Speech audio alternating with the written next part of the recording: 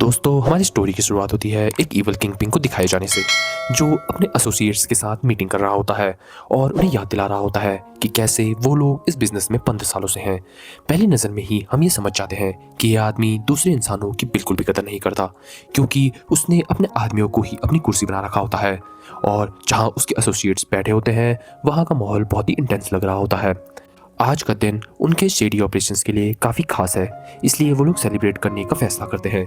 एक आदमी जो चश्मा पहना हुआ है वो वाइन ग्लास बाहर निकाल देता है और फिर वो ग्लास एक टेस्टर को पास किया जाता है ताकि वो पहले एक सिप लेके कंफर्म कर दे कि ड्रिंक में कोई पॉइजन तो नहीं है। उसके बाद किंगपिन उसे पिएगा। टेस्टर एक सिप लेता है और बोलता है कि ये सब सेफ है, ड्रिंक बिल्कुल क्लीन है।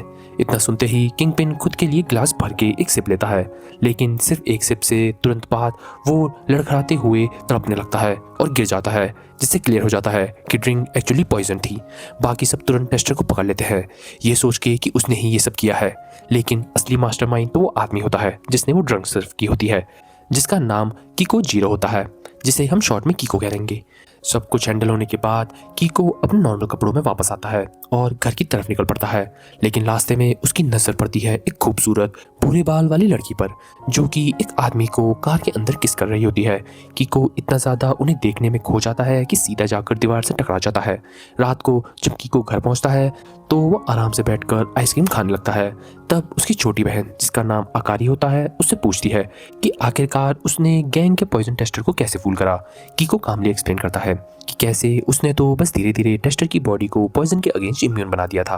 वो बताता है कि कैसे उसने पूरे 3 महीने लगाए ये सब चीज़ें करने में, और उसने कैसे 3 महीने तक चुपचाप टेस्टर के खाने में पॉइजन मिलाया, वो भी बहुत कम क्वांटिटी में, जब तक उसकी बॉडी इतनी स्ट्रांग नहीं हो गई कि वो लीथल अमाउंट तक हैंडल कर सके।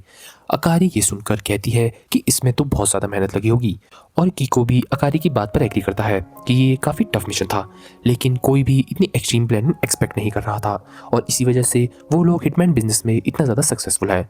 फिर बात को साइड में रखते हुए अकारी उससे पूछती है कि क्या उसने कभी शादी के बारे में सोचा है, और ये सुनते ही कीको थोड़ा चौंक जाता है, और हमें कीको की साइड से ये पता चलता है कि सच में वो ये मानता है कि उसकी शादी होने के चांसेस बहुत ज़्यादा कम है, स्पेशली क्योंकि वो इस काम की वजह से उसका लड़कियों से कांटेक्ट नहीं होता। उसे याद आता है कि उनकी ग्रैंड मदर चाहती थी कि उनमें से कोई पॉइजन क्लैन का नेक्स्ट हेड बने, पर जब उसने इस चीज़ के लिए मना किया तो तभी ये सब चीज़ें सुनकर उसकी फैमिली वालों ने तुरंत एक ब्रांच फैमिली की लड़की के साथ उसकी सेटिंग करा दी और ऑलमोस्ट ज़बरदस्ती शादी करवाने वाले थे। कीको को पता है कि अगर वो ऐसे ही सिंगल रहा तो पॉइजन मास्टर की लीनिएज उनके साथ ही ख़त्म हो जाएगी। अकारी भी इस बात को मानती है और कहती है वैसे भी उसे नहीं लगता कि लड़कियाँ उसके पीछे भागेंगी। खैर, कीको अपना मोबाइल निकालता है और देखता है कि बग मास्टर का मैसेज आ रखा है, और वो ये मैसेज देखकर तुरंत उसे मिलने के लिए निकल पड़ता है। दोनों थोड़ी देर बाद खाने के लिए मिलते हैं और बहुत ही कैजुअल बातें करते हैं, और कीको बताता है कि वो अपनी पूरी लाइफ एक सिंगल आदमी की तरह स्पेंड नहीं करने वाला। लेकिन तभी बग मास्टर कैजुअली बोलता है कि वो एक्चुअली जल्दी शादी करने का सोच रहा है, एक ऐसी लड़की से जो उसे कुछ टाइम पहले ही मिली थी, जो काफ़ी शांत और स्वीट है।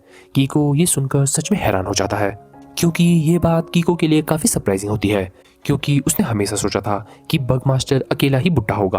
खैर, बग मास्टर उसे याद दिलाता है कि सिर्फ इसलिए कि वो शादी कर रहा है इसका ये मतलब नहीं है कि उनकी दोस्ती खत्म हो जाएगी। ये कहकर वो अपने बग लेग्स एक्टिवेट करता है और वहाँ से निकलने लगता है, लेकिन लास्ट मोमेंट पर कीको उसे वापस बुला लेता है और कहता है उसने हमेशा शादी को एक नेगेटिव चीज़ के रूप में देखा था, लेकिन आज उसकी बातें सुनकर उसे लगने लगा है कि शादी इतनी बुरी भी नहीं होती। अगले दिन कीको एक नई मिशन के लिए निकलता है। रास्ते में जिस आदमी से उसे हायर किया होता है वो ऑफिस की लड़कियों के बारे में बात करना शुरू कर देता है, लेकिन कीको उसकी बातों को इग्नोर कर देता है और कहता है कि उसका मिशन उसके लिए मेन फोकस रहेगा, जिसके लिए वो यहाँ पर आया है।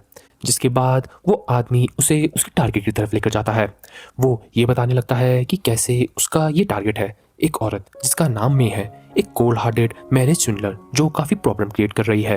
वो कीको से कहता है कि इसे हैंडल करो, और हमें ये दिखता है कि कीको उसकी बातें सुनते बिना टाइम वेस्ट किए अपने पास से एक सीरम निकालता है और वो सीधा उस लड़की पर इंजेक्ट कर देता है, और ये बताता है कि कैसे उसके सीरम से उसकी सवियर नर्व पैरालिसिस होने वाला है, जो धीरे धीरे उसके ब्रेन तक पहुंच जाएगा। वो कहता है कि कुछ ही सेकंड्स में वो अनबिलीवेबल दर्द महसूस करेगी, जिससे उसके शरीर अंदर से फट जाएगा। लेकिन डरने की बजाय मे उल्टा कीको के साथ फ्लर्ट करना शुरू कर देती है। कीको इस ट्रैप में नहीं आता और समझ जाता है कि ये बस उसका लास्ट अटेम्प्ट है अपनी जान बचाने का। मे मान लेती है उसने लोगों को धोखा दिया है, लेकिन वो एक्सप्लेन करती है कि ये सब उसने अपने छोटे भाई की ट्रीटमेंट के लिए किया है, जो बहुत ज़्यादा बीमार है। वो कहती है कि उसने जो भी मौका मिला वो छीन लिया, क्योंकि वो हर काम करना चाहती थी जिससे वो अपने भाई की जान बचा सके, और इस काम के बारे में वो किसी को बता भी नहीं सकती थी। पर हमें तो ये दिखता है कि मे की ऐसी बातें भी कीको के लिए इनफ नहीं हुई। जैसे ही उसके अंदर पॉइजन असर दिखाने लगता है, वो खून की खांसी करने लगती है। पर वो एक बात कहती है कि अगर वो मरने वाली है और उस वक्त उसके पास कोई ऐसा इंसान है जिससे देखते ही उसे प्यार हो जाए तो उसके लिए बहुत ज़्यादा अच्छा लगेगा, तो शायद उसके लिए ये मौत भी काफ़ी होगी। वो सीधा कीको की आंखों में देखकर उससे कहती है कि कम से कम उसे वो अपना नाम तो बता दे मरने से पहले। कीको के चेहरे पर एक हल्की सी वार्मथ आती है और वो धीरे से अपना नाम बता देता है। दूसरी तरफ वो आदमी स्क्रीन के थ्रू कीको के काम को देख रहा होता है। पर तभी हमें ये दिखता है कि आसपास की लड़कियां ये सोचने लगती है कि आखिरकार इतना टाइम क्यों लग रहा है। क्या कीको सच में इतना स्किल्ड है जितना दुनिया उसके बारे में बोलती है, एक ऐसी फैमिली से आते हुए जो असैसिनेशन बिजनेस में सबसे पुरानी और रिस्पेक्टफुल फैमिलीज में से एक है। पर वो आदमी उन सब लड़कियों से ये कहता है कि कैसे उसे कीको की फैमिली पर पूरा यकीन है कि उनका काम हो ही जाएगा। वापस कीको के पास वो सच में सोचने लगता है कि क्या मे की फीलिंग्स उसके लिए जेन्युइन है। तभी अचानक से उसे अकारी का कॉल आता है और वो बताती है कि वो मेन हाउस में वापस जा रही है, क्योंकि उसने डिसाइड किया है कि वो कीको की फैमिली की नेक्स्ट ईयर और नई पॉइजन मास्टर के लिए कंट्रीब्यूट करेगी, ब्रांच फैमिली के एक मेंबर को अपना पार्टनर बनाकर। तो उसने डिसाइड किया है कि वो अब उससे शादी कर लेगी। और हमें ये दिखता है कि अकारी की ये सब बातें सुनकर कीको तुरंत उसे रोक देता है और कहता है कि उसे इतना एक्सट्रीम स्टेप लेने की कोई ज़रूरत नहीं है। लेकिन अकारी उसे याद दिलाती है कि उनकी ग्रैंडमदर की इस बात को लेकर बिल्कुल मजाक नहीं किया जा सकता, और अगर वो मना करती है तो उसकी फ्रीडम तक छीन ली जाएगी और ज़बरदस्ती किसी और से शादी करवा दी जाएगी। इसलिए अकारी चाहती है कि वो अपने टर्म्स पर खुद डिसीजन ले। कीको पूछता है कि उसकी गर्लफ्रेंड का क्या होगा, तो अकारी सीधा बोल देती है कि उसे उससे ब्रेकअप करना पड़ेगा। कीको उसे कहता है कि थोड़ा रुक जाओ, अभी कोई डिसीजन मत लो। फिर वो वापस मे के पास जाता है और अचानक से उसे प्रपोज कर देता है, और वो दर्द में तड़पती हुई मे को एक्सप्लेन करता है कि उन्हें पॉइजन क्लैन का हेड बनने के लिए उसकी शादी होना बहुत ज़रूरी है। और सिंस मे के पास भी कोई नहीं है और उसने अभी कन्फेस करा है कि शायद उसके पास भी कीको के लिए फीलिंग्स हैं, तो कम से कम उसके पास ये चीज़ तो है। इसलिए वो ये चाहता है कि वो लड़की मे ही हो जिससे वो शादी करे। साथ ही वो ये भी बताता है कि कीको उसके छोटे भाई की ट्रीटमेंट में भी मदद कर सकता है। और हमें ये दिखता है कि एक पल के लिए मे का चेहरा चमक उठता है, उसकी आंखों में एक अजीब सी रोशनी आ जाती है, जिसे देखकर कीको के फेस पर भी हल्की सी स्माइल आ जाती है। लेकिन अगले ही मोमेंट पर उसका एक्सप्रेशन बिल्कुल ठंडा पड़ जाता है और वो सीधा मना कर देती है। वो ये कहती है कि वो कभी भी इस बात के लिए हाँ नहीं करेगी। वो एक्सप्लेन करती है कि उसे पहले से पता था कि वो मरने वाली है, इसलिए वो एक लास्ट टाइम थोड़ा फन के लिए अपनी जान बचाने का ट्राई कर रही थी और अब वो चैन से मर सकती है। फिर वो कीको से कहती है कि लोग प्यार करते हैं और शादी करते हैं क्योंकि वो सच में एक दूसरे के लिए सही होते हैं, लेकिन कीको केस में वो कभी किसी के लिए परफेक्ट मैच नहीं बन सकता, क्योंकि वो किसी को भी बिना सोचे समझे कभी भी ख़त्म कर सकता है। वो कहती है अगर वो सच में किसी के लिए अच्छा पार्टनर बनना चाहता है तो सबसे पहले उसे अपनी असली फीलिंग्स के बारे में ऑनेस्ट होना पड़ेगा, क्योंकि सिर्फ अपनी फैमिली के लिए कही गई शादी कभी ज़्यादा नहीं टिकती। ये सुन के कीको फाइनली अपने दिल खोल देता है। वो कहता है कि चाहे वो एक कोल्ड ब्लडेड असैसिन ही क्यों ना हो और उसने ये चीज़ बनने के लिए बहुत ट्रेनिंग की गई हो, लेकिन फिर भी वो एक सिंपल और पीसफुल लाइफ चाहता है किसी ऐसे इंसान के साथ जिससे वो प्यार कर सके। वो चाहता है कि कोई उसे वैसे ही एक्सेप्ट करे जैसा वो अभी है और उसकी फीलिंग्स की सच में परवाह करे, लेकिन उसे लगता है ये कभी पॉसिबल नहीं होगा क्योंकि वो कभी भी नॉर्मल स्कूल तक नहीं गया, उसे कभी लड़की से मिलने का मौका तक नहीं मिला, और ऊपर से उसने अपनी पूरी ज़िंदगी एक पॉइजन मास्टर के रूप में जी है और उसने बचपन से ही ये सिखाया गया है कि कभी अपने दिल की बात किसी को मत खोलो। ये सब सुनकर मैं हंस पड़ती है क्योंकि वो कहती है कि अभी भी उसने अपनी फीलिंग्स उसके साथ शेयर कर दी, जबकि वो दोनों अभी अभी मिले हैं। वो कहती है कि ये उतना मुश्किल नहीं है जितना वो सोच रहा है, उसे बस अलग अलग लोगों से मिलना ज़रूरी है और धीरे धीरे उसे इंसान मिलते रहेंगे जिसमें से एक उसके लिए सही रहेगा। और हमें ये दिखता है कि फिर वो उससे ये कहती है कि वो बस अपना काम खत्म करे। ये बोलते ही उसकी आंखों से आंसू निकल पड़ते हैं क्योंकि उसे एहसास होता है कि अब उसके छोटे भाई का इलाज कभी नहीं हो पाएगा। तभी अचानक से वो अनजान आदमी या हैंडलर वहाँ जाता है और वो सीधा कीको से ये कहता है कि बिना टाइम वेस्ट करे वो मे को अभी ख़त्म कर दे। लेकिन कीको सीधा मना कर देता है। वो कहता है कि अभी उसे मे की ज़रूरत है क्योंकि उसका मानना है कि अगर मे को उनके ग्रुप में शादी के लिए चूज़ किया गया तो वो लोगों को कनेक्ट करने में काफ़ी स्किल्ड होगी, इसलिए वो उसे हायर करना चाहता है। और वो प्रॉमिस भी करता है कि वो उसे और उसके छोटे भाई को जिंदा रखने के लिए अपनी पूरी कोशिश करेगा और बदले में वो चाहता है कि मे उसके लिए एक सूटेबल पार्टनर ढूंढने में मदद करे। मे ये सुनकर बड़ी हैरान होती है और थोड़ा एक्साइटेड भी, क्योंकि पहले किसी ने भी कभी ऐसी बात उससे नहीं करी होती। लेकिन उसी वक्त एक गोली उसके चेहरे के पास से निकलती है। हैंडलर कहता है कि वो कीको से डिसअपॉइंटेड है और अब उसके पास मरने के अलावा कोई ऑप्शन नहीं बचा। वो ये भी ऐड करता है कि कैसे पॉइजन मास्टर के एयर को मारना उसे उसके फील्ड में टॉप पर लेकर जा सकता है। पर हमें ये दिखता है कि कीको उस हैंडलर की बातें सुनकर उसे ये बताता है कि कैसे वो उसके ग्रुप के लोगों की ज़िंदगी बर्बाद करता है, नॉर्मल लोगों की जॉब चुराकर, और फिर उन्हें ब्लैकमेल करता है। वो एक्सप्लेन करता है कि वो सिर्फ बुरे लोगों को बिना किसी गिल्ट के मारता है और इस हिसाब से वो सब उसका टारगेट बन चुके हैं।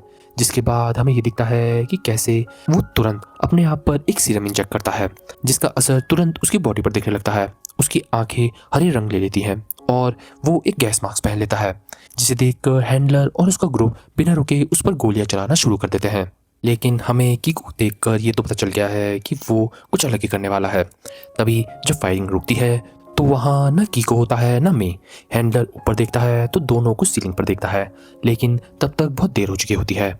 अगले ही पल उसके सारे आदमी ज़मीन पर गिर चुके होते हैं, बहुत ही कमज़ोर और खड़े होने के लायक भी नहीं, क्योंकि कीको ने उन्हें पॉइजन कर दिया होता है। मैं ये सब देखकर शॉक हो जाती है क्योंकि वो कीको की बातें बस बातें ही मान रही थी, लेकिन वो सच में इतना ज़्यादा स्किल्ड है।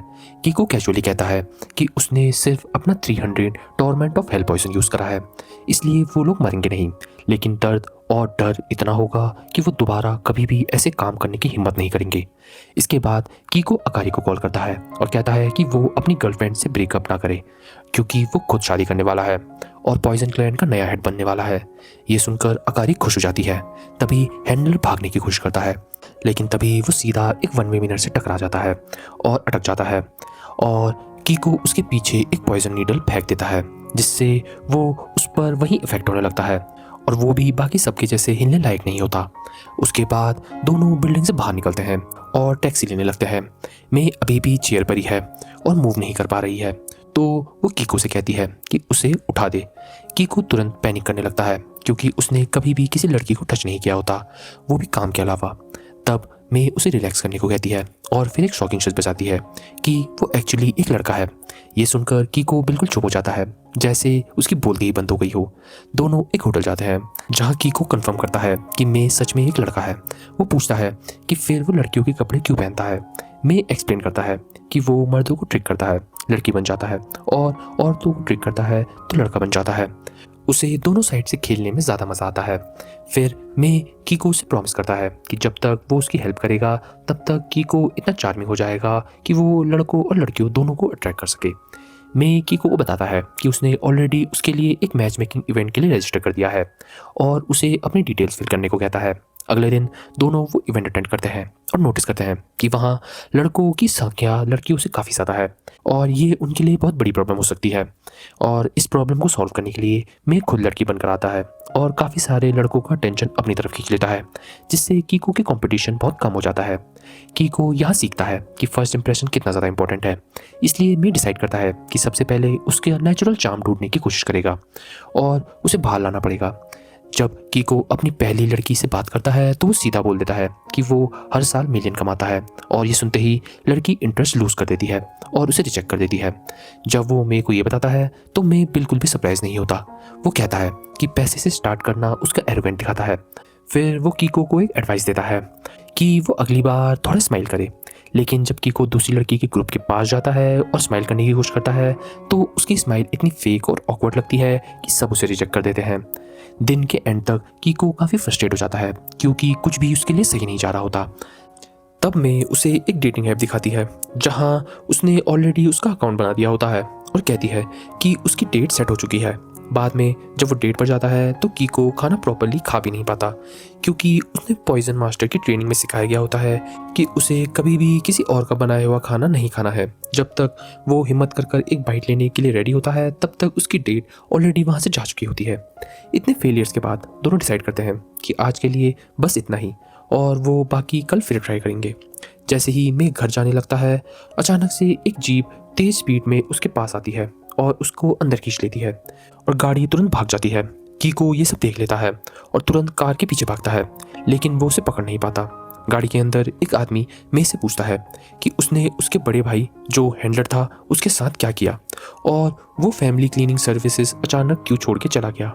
मे कहता है कि उसे कुछ नहीं पता, लेकिन वो आदमी उसकी बात पर भरोसा नहीं करता, जिसके बाद वो अपने मुंह से एक लेड पैलेट शूट करता है जो मे के चेहरे पर लगता है और उसे दर्द होता है, लेकिन मे फिर भी सब कुछ डिनाई करता है। आदमी फिर से फायर करने के लिए रेडी होता है। तभी उसका ड्राइवर ये कहता है कि कीको रोड के बीच में खड़ा है।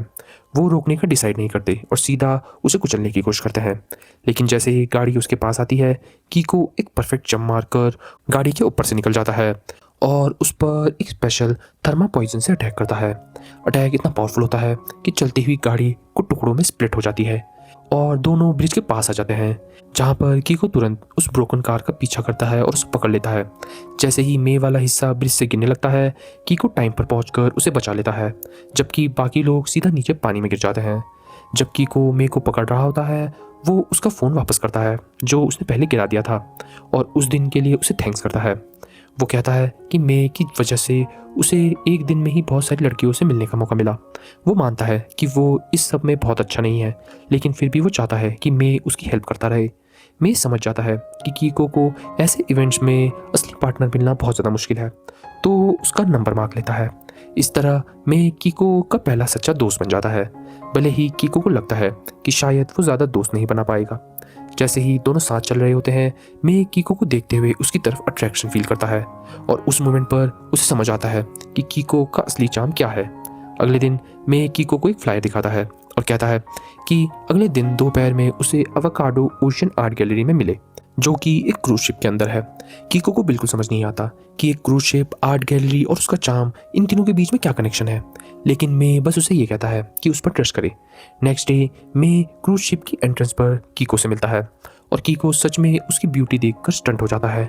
थोड़ी देर बाद दोनों आर्ट गैलरी के अंदर जाते हैं, जहाँ पर कीको तुरंत ही अंदर के ब्रेथटेकिंग व्यू देखकर हैरान हो जाता है, लेकिन फिर भी वो नहीं समझ पाता कि मे उसे यहाँ क्यों लेकर आया है।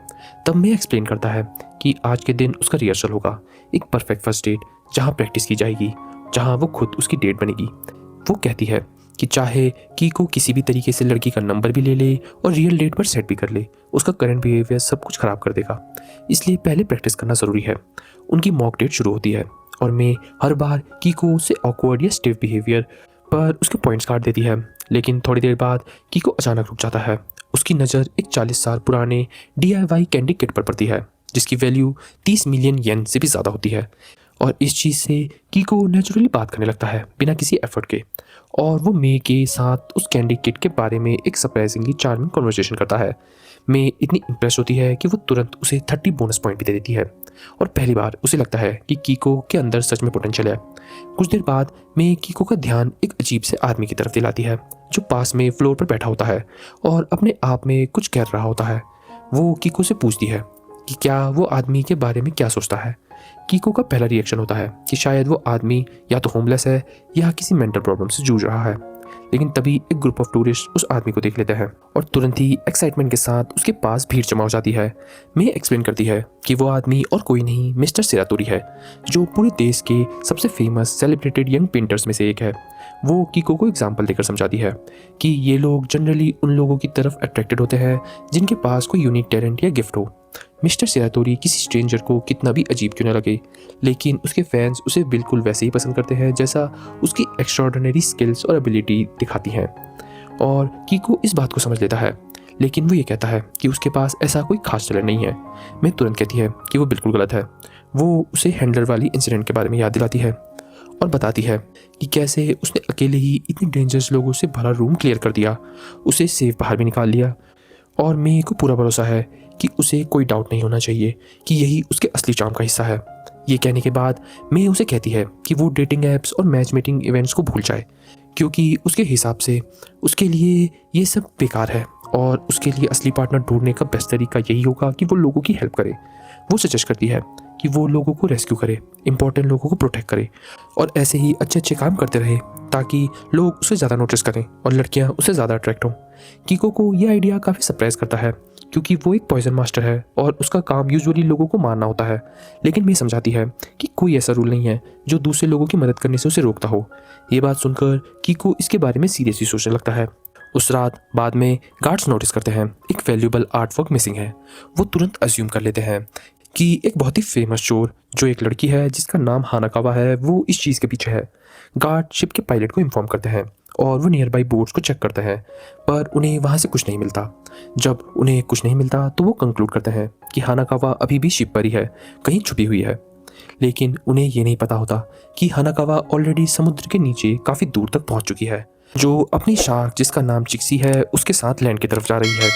जैसे ही वो शोर के पास पहुंचती है वो अपने टीममेट्स को देख लेती है जो उसे वेव कर रहे होते हैं और वो सोचती है कि वो सेफली बच गई। लेकिन अचानक से एक घुमाव या चक्रव्यूह बनता है जिसे वर्लपूल भी कहते हैं और उसके टीममेट्स को खींच लेता है, जिससे वो शॉक हो जाती है और उसी वक्त एक वाइट सूट पहना हुआ इंसान उनकी तरफ जंप करता है।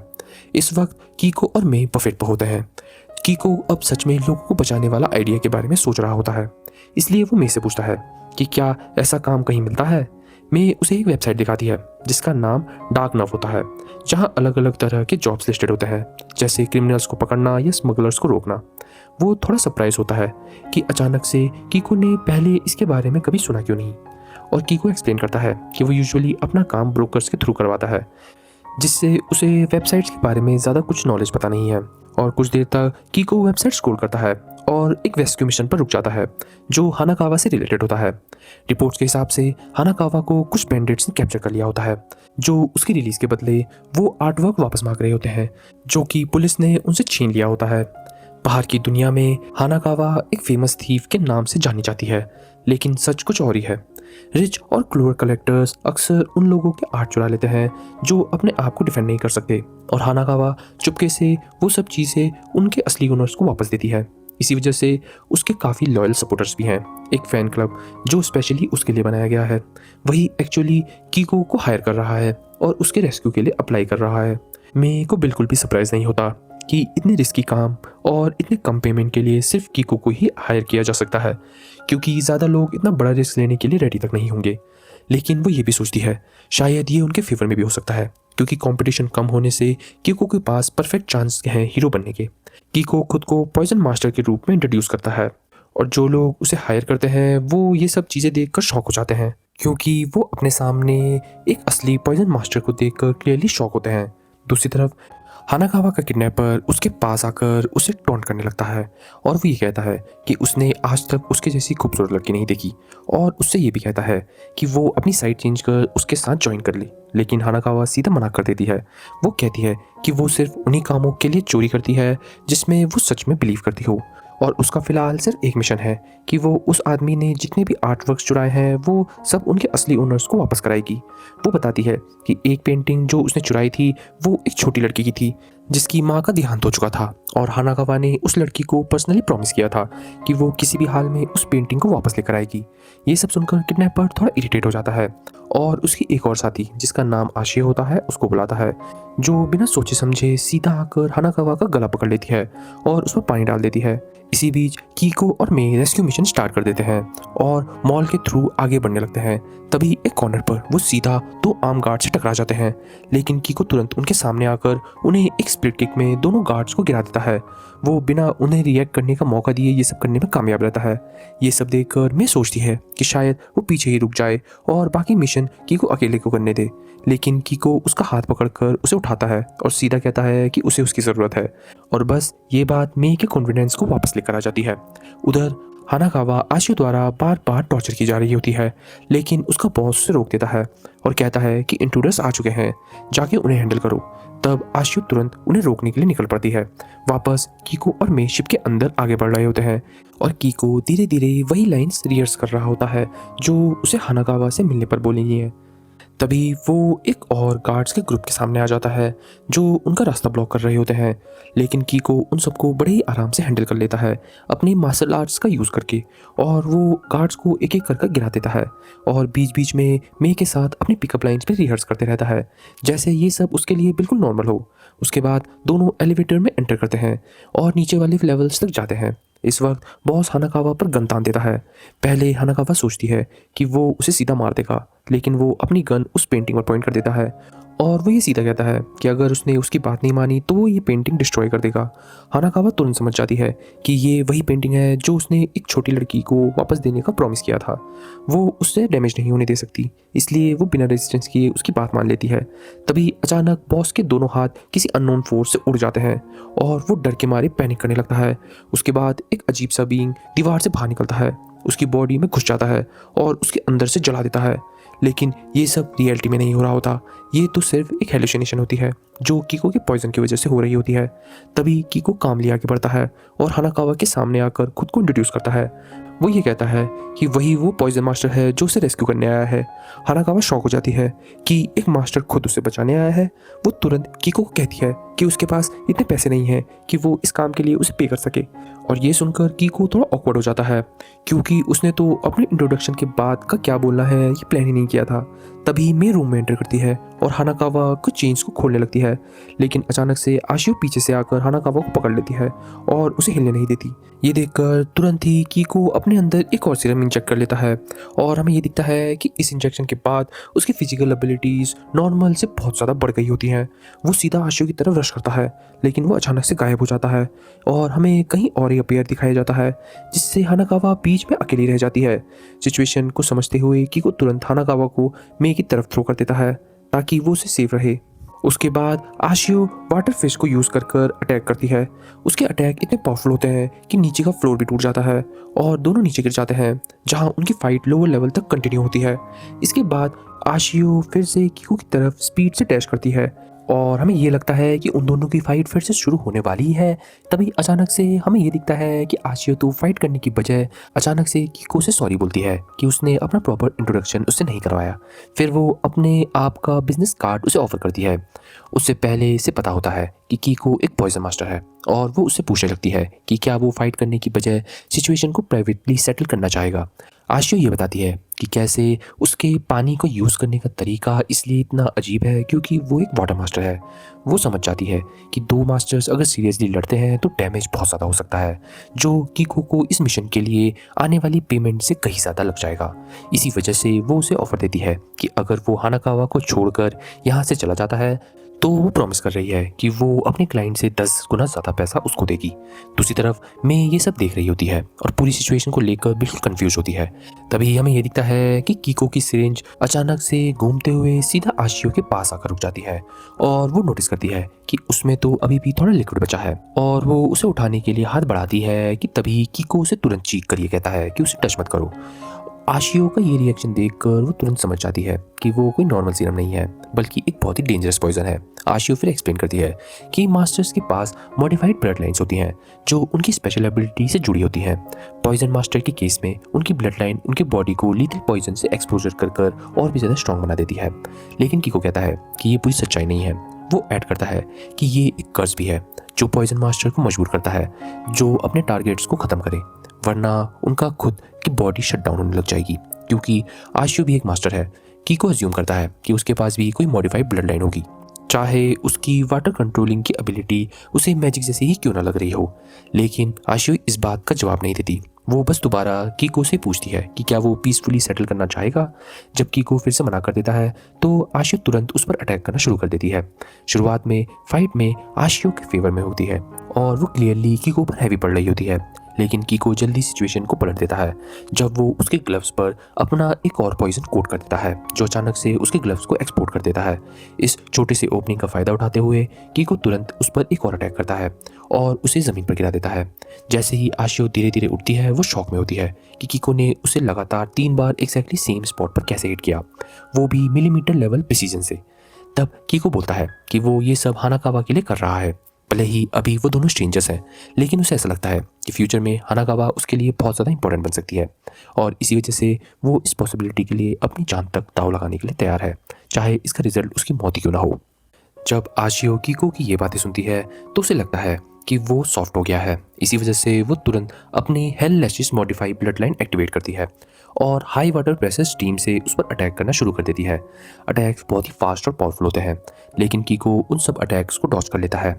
लेकिन इसी बीच में उन अटैक्स में से एक में से हिट हो जाती है और ये देखते ही कीको उसकी कंडीशन को लेकर टेंशन में आ जाता है। फाइट कंटिन्यू होती रहती है और हानाकावा में से पूछती है कि क्या वो ठीक है या नहीं, और ये भी कि वो इतना रिस्क क्यों ले रही है। मैं कहती है कि ये उनका काम है और अभी के लिए उनकी प्रायोरिटी सिर्फ हानाकावा को सेफ बाहर निकालना है। वो कहती है कि वो उनकी टेंशन ना ले और जब मौका मिले वो वहाँ से भाग जाए, लेकिन हानाकावा सीधा मना कर देती है। वो उन लोगों में से नहीं है जो डेंजर को देखकर भागने लग जाए, बल्कि वो पूछती है कि वो हेल्प कैसे कर सकती है। तभी दोनों की नज़र पास पड़े पॉइजन सीरीज पर पड़ती है। उधर कीको धीरे धीरे आशियो के अटैक से ओवरवेल्म हो रहा होता है। उसके सारे नीडल्स और पॉइजन ऑलरेडी खत्म हो चुके होते हैं और उन सब चीज़ों के बिना वो प्रॉपरली फाइट भी नहीं कर पा रहा होता। ऊपर से आशियो कंटिन्यूसली उस पर अटैक कर रही होती है और उसे समझने का मौका भी नहीं दे रही होती। इसी बीच कीको के दिमाग में उसका बचपन का एक याद फ्लैशबैक होती है, जब वो पॉइजन क्लैन के हेड के अंदर ट्रेनिंग ले रहा था और उस टाइम पर उसे वार्न किया गया था कि पॉइजन क्लैन की मॉडिफाइड ब्लड लाइन के बारे में कभी किसी को पता ना चलना चाहिए और अगर कोई भी वजह से किसी को ये बात पता चल गई तो उसे बिना हेजिटेशन के एलिमिनेट कर देना चाहिए। और हमें ये दिखता है कि कीको अपने ख्यालों से बाहर आता है और दोबारा फाइट पर फोकस करता है। तभी अचानक से हानाकावा उसके ऊपर जंप कर उसे पॉइजन सेंस दे देती है। कीको उसे याद दिलाता है कि वो उसे बचाने आया है और फिर वो ये कहता है कि वो वहाँ से भाग जाए, लेकिन हानाकावा तो उसे साफ मना कर देती है और कहती है कि वो कोई हेल्पलेस प्रिंसेस नहीं है जिसे बचाने की ज़रूरत पड़े। वो भी लड़ना चाहती है और उसकी हेल्प करना चाहती है। तभी आशियो भी अपने एक और हथियार को यूज़ करती है, अपना हाइड्रा टेंटिकल, और वो उससे हानाकावा को पकड़ लेती है और उसे दूर खींच लेती है। वो उसका मजाक उड़ाती है कि वो कितनी बेवकूफ़ है जो फाइट के बीच में खुद पड़ी। उसी मोमेंट पर कीको खड़ा हो जाता है और सिरिंज को मजबूती से पकड़ लेता है। आशियो तुरंत समझ जाती है कि ये क्या है और उसे कहती है कि तुरंत इसे गिरा दे, वरना वो हानाकावा को हर्ट करेगी। और कीको ये सुनते ही तुरंत सिरंज नीचे गिरा देता है। पर हमें ये दिखता है कि जैसे ही सिरंज नीचे गिरता है वो इनक्रेडिबल स्पीड से आशियो की तरफ दौड़ पड़ता है। जब वो दौड़ रहा होता है आशियो सिरंज की तरफ देखती है और रियलाइज़ करती है कि वो तो एम्प्टी है, जिससे उसे समझ आ जाता है कि कीको ऑलरेडी पॉइजन का डोज ले चुका है। लेकिन तब तक बहुत देर हो चुकी होती है।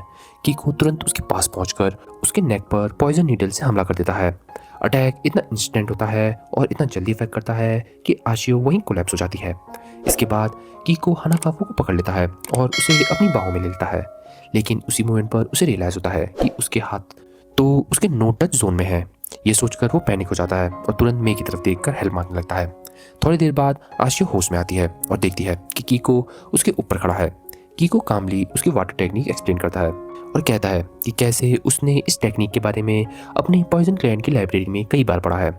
आशियो कंफ्यूज हो जाती है क्योंकि उसे समझ नहीं आता, जब कीको के पास उसे मारने का मौका था तो उसने वो क्यों नहीं करा। कीको कहता है कि वो यहाँ हानाकावा को रेस्क्यू करने आया था, ना कि उसे मारने। अब जब वो उसे हरा चुका है तो उसके हिसाब से ये काफ़ी है उसके लिए एक लेसन देने को, और वो दोबारा उसके रास्ते में ना आए। बाकी किडनैपर्स के लिए कीको सेम डिसीजन लेता है। वो उसे भी नहीं मारता बल्कि वार्निंग देता है और ये देखकर आशियो इरिटेट हो जाती है और कीको को सॉफ्ट बोलने लगती है। कीको जवाब देता है कि अगर कोई दोबारा उसके सामने आया तो वो उसके 1000 टॉर्मेंट ऑफ टॉक्सिन का सामना करेगा, और इस बात से वो क्लियर हो जाता है कि वो अभी भी बहुत डेंजरस है। फिर मैं हानाकावा से पूछती है कि क्या वो इस रिजल्ट से सेटिस्फाई है। हानाकावा कहती है कि उसे कोई प्रॉब्लम नहीं है क्योंकि वो फिर से कैप्चर होने ही नहीं वाली। इसके बाद वो कीको और मे को राइड ऑफर करती है और दोनों शॉक हो जाते हैं, ऑलमोस्ट पैनिक करने लगते हैं जब उन्हें पता चलता है कि हानाकावा राइड की बात तो उसके पेट शार्क के ऊपर कर रही है, जिसे सुनकर वो काफ़ी शॉक हो जाते हैं। पर ऐसे ही कुछ देर बाद जब वो वापस लौट रहे होते हैं तब हानाकावा उसी लड़की के घर जाती है जिसको उसे पेंटिंग देनी है, और वो आखिरकार उस बच्ची को उसकी माँ की पेंटिंग वापस कर देती है, जिससे वो बच्ची और उसके पापा बहुत ज़्यादा खुश और रिलीफ होते हैं कि आखिरकार उनके पास उनकी इकलौती अमानत वापस आ गई है। इस वक्त हानाकावा फैन क्लब कैमरे के थ्रू ये सब देख रहा होता है और इमोशनल मोमेंट देखकर उनकी भी आंखें भर आती हैं। उधर कीको एक कोने में ऑकवर्ड खड़ा होता है। वो समझ नहीं पाता कि वो क्या करे। तब हानाकावा उसे बुलाती है क्योंकि हमें ये दिखता है कि वो छोटी सी बच्ची उसे पर्सनली थैंक यू करना चाहती होती है। कीको धीरे धीरे आगे बढ़ता है और जैसे ही वो बच्ची उसे थैंक्स बोलती है, कीको खुद भी इमोशनल फील करने लगता है। हानाकावा भी कीको को शुक्रिया अदा करती है उसे बचाने के लिए और उसे ये भी बताती है कि कैसे जब उसने पहली बार ये सुना था कि वो एक पॉइजन मास्टर है तो उसने सोचा था कि वो बहुत ही कोल्ड और हार्टलेस होगा, लेकिन अब वो देख रही है कि वो बिल्कुल अलग है। ये सुनकर कीको थोड़ा ब्लश करने लगता है, जिसे देखकर मे उसे बोलती है और कहती है कि उसने कभी भी प्रॉपरली उसे थैंक यू करने का मौका नहीं मिला उसके भाई के ट्रीटमेंट के पैसे देने के लिए। वो कीको को अपने भाई की फोटोज दिखाती है जिसमें उसकी रिकवरी प्रोसेस साफ नजर आ रही होती है। वो दिल से कीको का शुक्रिया अदा करती है कि उसने उसके लिए इतनी बड़ी चीज़ करी। मैं ये भी पॉइंट आउट करती है कि कैसे कीको की वजह से अभी तक बहुत लोगों की ज़िंदगी में पॉजिटिव इम्पैक्ट आया है, चाहे वो खुद इस बात को रियलाइज़ ना करता हो। और वो उसे ये कहती है कि उसे अपने आप पर मिल रहे प्लेस को एक्सेप्ट करना चाहिए। ये सब सुनकर कीको काफ़ी इमोशनल हो जाता है और वो चुपचाप बाथरूम की तरफ चले जाता है ताकि वो अपनी फीलिंग्स को हैंडल कर सके, लेकिन वो वहाँ रुक भी नहीं पाता क्योंकि हानाकावा फैन क्लब उसे वापस बुला लेता है उसकी पेमेंट डिस्कस करने के लिए। तब हानाकावा बोलती है कि उसके पास तो इतने पैसे ही नहीं है कि वो उसे पे कर सके। इसके बदले वो कहती है कि वो किसी और तरीके से उसे कंपनसेट करना चाहेगी। ये सुनकर कीको विजिबली थोड़ा सा हिल जाता है। फिर मैं सजेस्ट करती है कि वो तीनों मिलकर सेलिब्रेट करने। उसी शाम कीको और हानाकावा ऑकवर्डली एक साथ बैठे होते हैं मे का वेट करते हुए, लेकिन मे जानबूझकर आती ही नहीं क्योंकि वो चाहती है कि कीको और हानाकावा के बीच में एक कनेक्शन हो जिससे उनकी नज़दीकियाँ और बन जाए। वो कीको को मैसेज भेज देती है कि वो नहीं आ पाएगी और अब उसे ये सब खुद हैंडल करना पड़ेगा। जैसे ही कीको वो मैसेज पढ़ता है वो ऑलमोस्ट पैनिक करने लगता है क्योंकि अब पूरी रात सिर्फ वो हानाकावा के साथ ही होगा। फिर हानाकावा उसे एक शार्क कन्वेंशन लेकर जाती है। ये क्लियरली कीको के कंफर्ट जोन के पार्ट नहीं होता, लेकिन हानाकावा बहुत एंजॉय कर रही होती है और काफ़ी खुश नज़र आती है। उसके बाद दोनों डिनर के लिए बैठते हैं। इस वक्त मैं दूर से छुपकर उन दोनों को ऑब्जर्व कर रही होती है, लेकिन वो जल्दी समझ जाती है कि कीको ऑलरेडी समझ चुका है कि ये सब एक सेटअप है और इसके पीछे मे ही है। मे को याद आता है कि उसने कीको को पहले कहा था कि लड़की की ड्रेसिंग या अपीयरेंस की तारीफ करनी चाहिए, लेकिन कीको उसके बदले उसे ऑकवर्डली बोल देता है कि हानाकावा का नेकलेस उसके लिए किसी पुराने चीज़ केक जैसा लग रहा है। ये सुनकर मे और हानाकावा दोनों एकदम साइलेंट हो जाते हैं। कीको फिर अलग अलग तरीके से ट्राई करता है कॉन्वर्सेशन स्टार्ट करने के लिए, लेकिन हर बार वो ऑकवर्ड हो जाता है। मे ये सब देखकर समझ जाती है कि सिचुएशन पूरी तरीके से मैस बन चुकी है।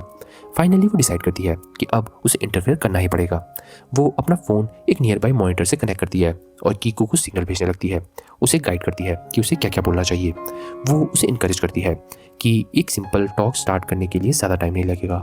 जिसके बाद वो हानाकावा के चाइल्डहुड के बारे में पूछने लगती है। रेस्टोरेंट का मैनेजर ये सब नोटिस करता है और उसे रोकने की कोशिश करता है, लेकिन मे उसे क्विकली कन्विंस कर देती है कि वो चुप रहे और उसे अपना काम करने दे। वापस टेबल पर हानाकावा नोटिस करती है कि कीको ने अपना खाना टच भी नहीं किया होता और वो उसके बारे में उससे पूछती है। जिसके बाद कीको एक्सप्लेन करता है कि बचपन से पॉइजन मास्टर बनने के लिए ट्रेनिंग की वजह से वो किसी और के बनाए हुए खाने को सेफ नहीं मानता। वो कहता है कि छोटे से ही उसने हमेशा अपना खाना खुद बनाया है और हमेशा अकेले ही खाया है। हानाकावा कहती है कि वो इस फीलिंग को थोड़ा समझ सकती है। वो बताती है कि उसका भी बचपन काफ़ी अकेला गुजरा है, ना उसका कोई फैमिली था ना ही कोई उसका दोस्त था और वो ऑर्फनेज में अकेली ही रहती थी। फिर एक दिन एक अमीर आदमी ने जो मरने के करीब था उसे अडॉप्ट कर लिया था, लेकिन वो उसे इसलिए अडॉप्ट नहीं करता क्योंकि वो उसकी परवाह करता था, बल्कि इसलिए क्योंकि उसके पास अपनी वेल्थ और लेगेसी देने के लिए कोई नहीं था और वो इस बात से डर गया था। इसी वजह से हानाकावा को उसका नाम और एक ह्यूज फॉर्च्यून मिल जाता है। वो कहती है कि वो पूरी ज़िंदगी बिना काम के भी जी सकती है, लेकिन एक दिन उसे उसके मैंशन के अंदर एक बड़ा कलेक्शन मिलता है जिसमें बहुत सारी ब्यूटीफुल आर्ट पीसेस छुपी होती हैं। जब वो और इन्वेस्टिगेट करती है तो उसे पता चलता है कि ये सब आर्ट वर्क्स तो इलीगली ऑब्टेन किए गए हैं, जिसे पता चलने के बाद वो सारे आर्ट वर्क्स उनके असली ओनर्स को वापस कर देती है और ये सब करने में उसका काफ़ी पैसा खर्च हो जाता है, जिससे वो ऑलमोस्ट ब्रोक भी हो जाती है। इसी वजह से अब वो सर्वाइव करने के लिए हफ्ते में 5 दिन पार्ट टाइम जॉब करती है। ये सब सुनने के बाद कीको को याद आता है कि जब लोगों ने उसे पहले थैंक यू बोला था तो उसे कितना अच्छा फील हुआ था और वो रियलाइज़ करता है कि हानाकावा तो अपनी पूरी ज़िंदगी ऐसे ही काम करते आई है। इसलिए वो उससे कहता है कि जो भी हानाकावा ने अभी तक करा है वो सच में बहुत ज़्यादा कूल है। ये सब सुनकर हानाकावा की आंखों में हल्का सा आंसू आ जाता है क्योंकि ये पहली बार होता है जब किसी ने उसकी इस तरीके से कॉम्प्लीमेंट किया होता है। जिसके बाद हमें ये दिखता है कि दोनों के बीच एटमॉस्फेयर सडनली सीरियस हो जाता है और मैं सिग्नल दे देती है कि अब कीको को हानाकावा को प्रपोज कर देना चाहिए। कीको अपनी हिम्मत जोड़ता है, लेकिन प्रपोज करने की बजाय वो उसे अपनी गर्लफ्रेंड बनने के लिए नहीं बल्कि अपनी फ्रेंड बनने के लिए पूछ लेता है। ये देखकर हानाकावा और मैं दोनों ही सरप्राइज हो जाते हैं। हानाकावा हल्की सी हंसी के साथ कहती है कि उसे तो ऐसा लग रहा था कि कीको उसे उसके साथ डेट के लिए पूछेगा। पर हमें ये दिखता है कि कीको हानाकावा की ये सब बातें सुनकर ये मान जाता है कि वो वैसा ही पूछना चाहता था, लेकिन वो कहता है कि अभी वो एक दूसरे को प्रॉपरली जानते भी नहीं है। वो कहता है कि चाहे उसने अभी तक अच्छा इंप्रेशन बनाया है, लेकिन उसके अंदर कुछ डार्क साइड हैं जिनके बारे में वो प्राउड नहीं है और वो उन्हें हमेशा छुपाना नहीं चाहता। वो हानाकावा की आंखों में देखकर ये कहता है कि वो चाहता है कि वो उसे असली रूप में देखे और समझे, और उसके बाद भी अगर वो उसे एक्सेप्ट कर पाती है तब वो उसे प्रॉपरली डेट के लिए पूछेगा। उसके हिसाब से ये सब उसके फ्यूचर और मैरिज का सबसे पहला स्टेप होना चाहिए। मैं ये सब देखकर बिल्कुल स्पीचलेस रह जाती है, क्योंकि चीज़ें उसकी एक्सपेक्टेशन से बिल्कुल अलग डायरेक्शन में चल गई होती हैं। हानाकावा कीको की ये बात समझ जाती है और कहती है कि फ्रेंड से स्टार्ट करना उसके लिए भी ठीक है, लेकिन वो ये भी वार्न करती है कि उसका दिल जीतना इतना आसान नहीं होगा। इसके बाद दोनों अपना नंबर एक्सचेंज करते हैं और कीको उसे उसकी कार तक छोड़ने जाता है। जाने से पहले हानाकावा कहती है कि अगर कीको किसी और का बनाया हुआ खाना नहीं खा सकता तो नेक्स्ट टाइम वो खुद उन दोनों के लिए लंच पैक करेगी, और इतना कहकर वो वहाँ से चले जाती है। जब कीको वहाँ पर अकेला खड़ा होता है तभी मैं अचानक से उसके पीछे आ जाती है और कहती है कि उसे एक नई जॉब असाइन हुई है, एक पावरफुल सीईओ की बेटी का बॉडीगार्ड बनने की। कीको तुरंत रिएक्ट करता है और पीछे जम कर जाता है। सोचता है कि ये जॉब लेना मतलब हानाकावा के साथ चीट करना होगा। मैं उसे करेक्ट करती है और कहती है कि ये चीटिंग नहीं है, क्योंकि अभी वो दोनों सिर्फ फ्रेंड्स हैं। वो ये भी कहती है कि ज़्यादा लोगों से मिलना, स्पेशली डिफरेंट टाइप्स की लड़कियों से, उसके एक्सपीरियंस को और बढ़ाएगा और रिलेशनशिप को बेटर समझने में बहुत ज़्यादा हेल्प करेगा। कीको को ये बात समझ आ जाती है और वो फाइनली एग्री कर देता है। कुछ टाइम बाद कीको अपनी नया जॉब स्टार्ट करता है। उसका काम होता है सीईओ की बेटी, जिसका नाम शी है, उसको प्रोटेक्ट करना और साथ ही साथ उसके एक कॉलेज पार्टी में उसे अकम्पनी करना। कीको को पता है कि उसकी रिस्पॉन्सिबिलिटी है शी पर नज़र रखना और उसे सेफ रखना, लेकिन फिर भी वो थोड़ा नर्वस फील करता है क्योंकि ये उसकी ज़िंदगी का पहला कॉलेज है और ये पहला कॉलेज एक्सपीरियंस भी है। बट सबसे ज़्यादा इंटरेस्टिंग बात तो ये है कि शी भी उतनी ही सोशली ऑकवर्ड है जितना कीको है। वो लोगों से बात करने, कॉन्वर्सेशन करने और इन्वायरमेंट में फिट होने में बहुत ज़्यादा स्ट्रगल करती है। इसी वजह से वो काफ़ी लोगों से बहुत ही अलग रहती है और स्टूडेंट पार्टी में भी उसे सब लोग वियर्ड समझने लगते हैं, जिससे उसके लिए सिचुएशन और भी ज़्यादा अनकंफर्टेबल हो जाती है। तभी हमारा सीन वापस शिफ्ट हो जाता है और हमें उस वक्त पर दिखाया जाता है जब कीको की मुलाकात पहली बार शी से हुई थी, जिसे शी के अंकल मित्सू ने करवाया था। मित्सू बताता है कि वो कीको को शी का बॉडीगार्ड हायर करना चाहता है क्योंकि वो इस स्प्रिंग यूनिवर्सिटी को ज्वाइन करने वाली है, लेकिन वो ये भी कहता है कि कीको को ये काम बहुत ही क्वाइटली और बिना अटेंशन अट्रैक्ट किए करना पड़ेगा ताकि किसी को भी कीको और शीओ पर शक ना हो। मित्सू फिर फैमिली सिचुएशन डिटेल में समझाता है। वो कहता है कि शी के फादर ने अपनी मेहनत से एक जनरेशन में ही अपनी कंपनी को इतना बड़ा बना दिया है कि वो अभी एक पावरफुल बिजनेस अंपायर खड़ा कर चुके हैं, लेकिन अनफॉर्चुनेटली पिछले साल एक इलनेस की वजह से वो गुजर गए। जाने से पहले उन्होंने एक विल छोड़ी थी जिसमें ये लिखा था कि शी बड़ी हो जाएगी तो वो कंपनी को इनहेरिट करेगी और इसकी नेक्स्ट सीईओ बनेगी, लेकिन इस डिसीजन की वजह से फैमिली में कॉन्फ्लिक्ट होना शुरू हो गया है। मित्सू बताता है कि कैसे उसकी बड़ी बहन फूडी ये मानती है कि ये कंपनी उसकी होनी चाहिए। वो उसके फादर की बनाई गई विल को रिजेक्ट कर देती है और वो हर पॉसिबल तरीके से इसमें कंट्रोल चाहती है कि वो उस कंपनी की नेक्स्ट सीईओ बने।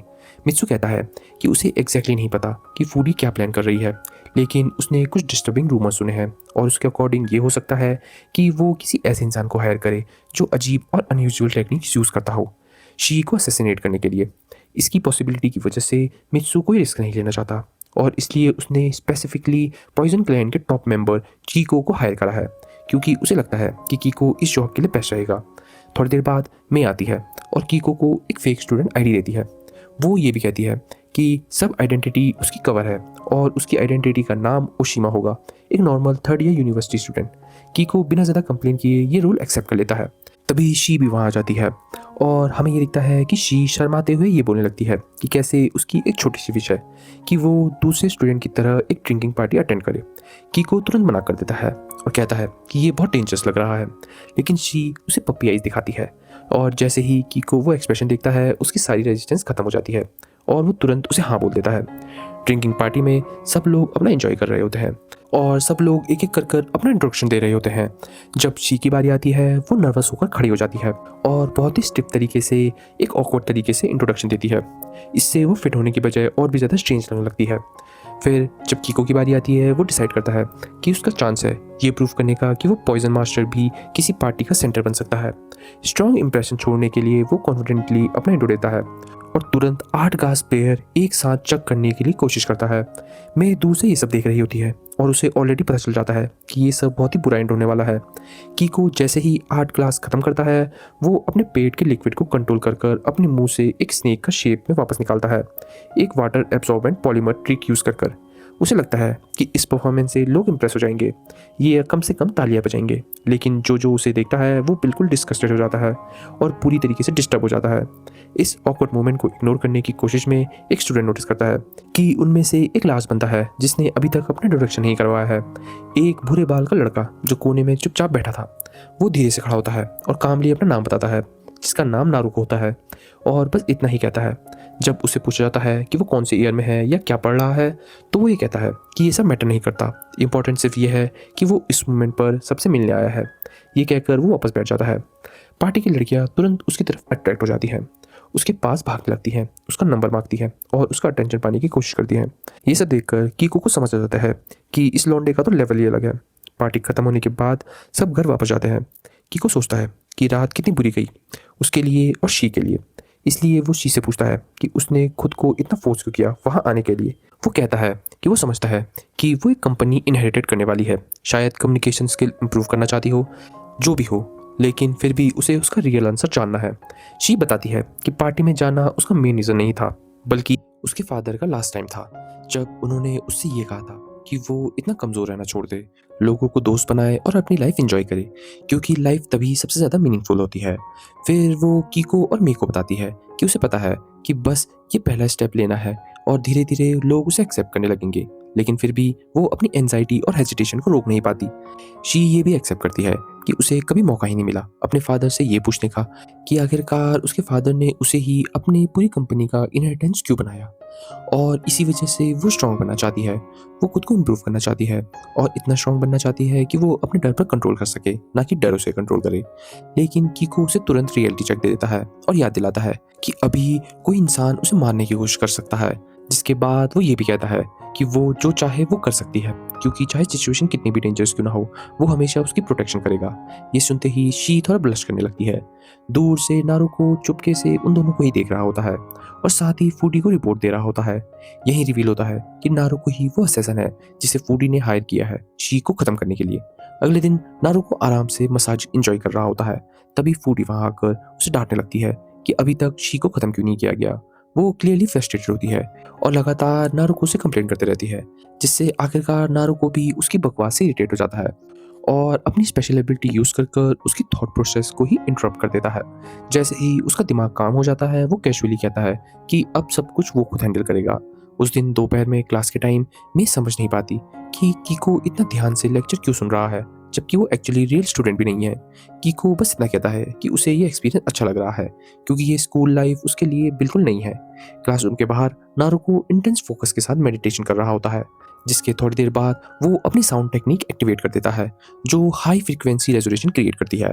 ये वेव्स पूरे एरिया में स्प्रेड हो जाती हैं और सडनली क्लासरूम के अंदर ग्रेविटी बहुत ज़्यादा बढ़ जाती है, जिससे सब स्टूडेंट्स के सर फोर्सफुली डेस्क पर झुक जाते हैं। उसी वक्त क्लासरूम की सीलिंग के हिस्से के 2 टुकड़े हो जाते हैं और वो सीधा सी के ऊपर गिरने लगता है।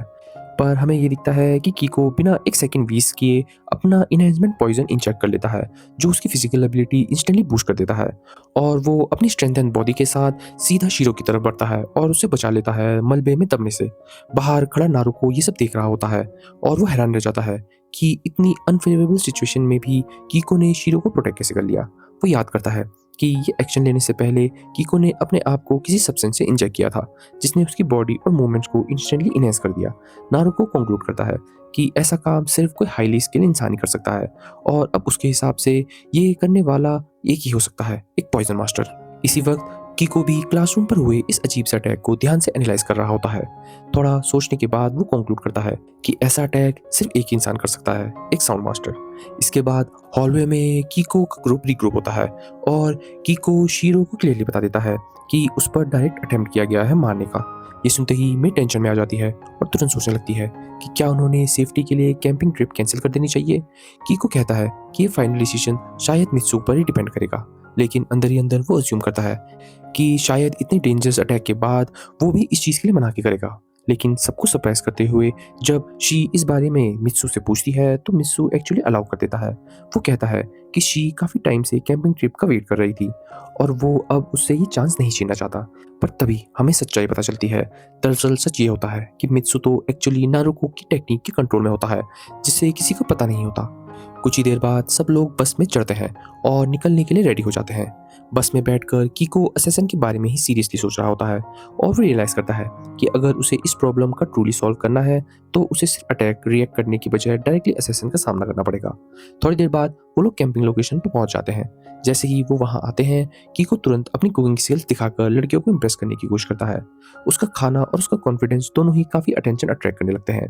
दूसरी तरफ शी अभी भी लोगों को बातें करता हुआ देखकर कॉन्वर्सेशन ज्वाइन करने की कोशिश कर रही होती है और उसमें स्ट्रगल कर रही होती है। इसलिए वो ये सोचती है कि कैसे वो भी थोड़ा अटेंशन ले सकती है। तभी वो डिसाइड करती है कि वो ड्रेसअप करेगी और सबके सामने कूल और फनी मैजिक ट्रिक परफॉर्म करेगी। उसकी छोटी सी परफॉर्मेंस सरप्राइजिंगली सबको पसंद आती है और स्टूडेंट्स भी उसकी इस ट्रिक्स पर ध्यान देने लगते हैं, उसे एंजॉय करते हुए। दिन के एंड पर कीको उसकी तारीफ करता है कि उसकी मैजिक परफॉर्मेंस कितनी ज़्यादा अच्छी थी और उसने कितने सही तरीके से इस चीज़ को हैंडल करा। शी थोड़ा शर्माते हुए कहती है कि ये तो बस एक छोटी सी स्किल थी जो उसने अपने फादर के बिजनेस वर्ल्ड के आसपास रहकर सीखी थी। तभी एक स्टूडेंट अचानक से सबसे पूछता है कि क्या उन्होंने कर्स ऑफ क्लैंडी के बारे में सुना है। क्लियरली किसी को ये नहीं पता होता कि आखिरकार ये बच्चा बोल क्या रहा है, तो वो खुद इस स्टोरी को एक्सप्लेन करते हुए शुरुआत करता है। वो ये कहता है कि ये जगह पहले एक विलेज हुआ करती थी जहाँ के लोग अपने नियर बाय डेटीज को ऑफरिंग देते थे वर्ल्ड वॉर 2 तक। स्टोरी के मुताबिक हर 2 साल में जब भी उनके फसल कामयाब नहीं होती थी, विलेजर्स अपने गांव के सबसे छोटे बच्चों को चूज करते थे और उन्हें एक मंदिर के बाहर सेक्रीफाइस करने के लिए छोड़ देते थे। वो आगे बताता है कि वॉर के बाद उन्होंने ये रिचुअल बंद कर दिए थे, लेकिन फिर अननोन रीजंस की वजह से एक बार उस गांव में बहुत ही अजीब अजीब तरीके से नेचुरल डिजास्टर आने लग गए, जिससे एक टाइम पर तो वहाँ पर करीब 1000 लोग थे, पर धीरे धीरे सब लोग मर गए और पूरा गांव ही खत्म हो गया। ये स्टोरी सुनकर ग्रुप काफी टेंस हो जाता है, लेकिन फिर पता चलता है कि ये सब तो बस एक स्केरी स्टोरी थी जो उस स्टूडेंट ने वहीं बनाई थी। सब लोग रिलैक्स हो जाते हैं और एटमॉस्फेयर थोड़ा हल्का हो जाता है। उसके बाद लड़कियां एक गेम खेलने का प्लान बनाती हैं और तब वो नोटिस करती हैं कि नारुको काफी देर से दिख नहीं रहा होता। मीनवाइल नारुको जंगल के अंदर काफी फास्ट मूव कर रहा होता है और उसने ऑलरेडी मल्टीपल ट्रैप सेट कर दिए होते हैं, स्पेशली शी के लिए। उसके फेस से ही क्लियर हो जाता है कि वो अपने विक्ट्री को लेकर कंप्लीटली कॉन्फिडेंट है। और हमारा एपिसोड यहीं खत्म हो जाता है। सो दैट्स इट गाइस, आशा करता हूँ आपको हमारी ये वीडियो बेहद पसंद आई होगी। अगर हाँ तो हमारे चैनल हिंदी एनिमे पर अभी को जरूर सब्सक्राइब करें और लाइक शेयर और कमेंट सेक्शन में ये ज़रूर बताइए कि आपको हमारी ये वीडियो कैसी लगी। और अगर आप हमसे कोई एनिमे एक्सप्लेनेशन चाहते हैं तो वो भी कमेंट सेक्शन में ज़रूर बताइए। और हाँ गाइस, हमारी मेंबरशिप भी शुरू हो गई है, तो अगर आप वहाँ पे भी जाकर हमारे चैनल को सपोर्ट करना चाहते हैं तो कर सकते हैं, जिससे आप हमारे आने वाले वीडियोस को बाकी मेंबर्स से पहले एक्सेस कर सकते हैं और उन्हें एंजॉय कर सकते हैं, जिसके साथ साथ आपको बहुत सारे बेनिफिट्स मिल सकते हैं। तो जाइए, देर किस बात की है, हमारी मेंबरशिप भी ज्वाइन कीजिए और मिलते हैं आपसे नेक्स्ट टाइम मेरी कैब में। तब तक के लिए बाय बाय।